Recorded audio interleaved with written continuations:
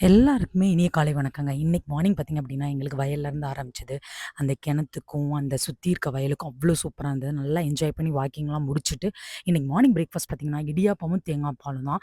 ஏன்னா ரொம்ப மைல்டான பிரேக்ஃபாஸ்ட் எடுத்துக்கலாம். மதியம் லஞ்ச் பார்த்தீங்க அப்படின்னா, சிக்கன்ல வச்சு பிளான் பண்ணியிருந்தேன்.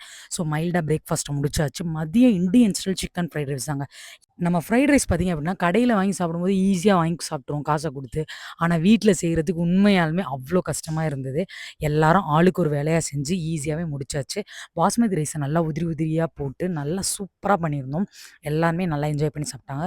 கொஞ்சம் சிக்கன் எடுத்து நல்லா குருமா மாரி வச்சுட்டேன். நைட்டு டின்னருக்கு பரோட்டாக்கு நல்லா மாவு பெசஞ்சு வச்சாச்சு. எண்ணெயில போட்டு சூப்பரா ஊற வச்சாச்சு.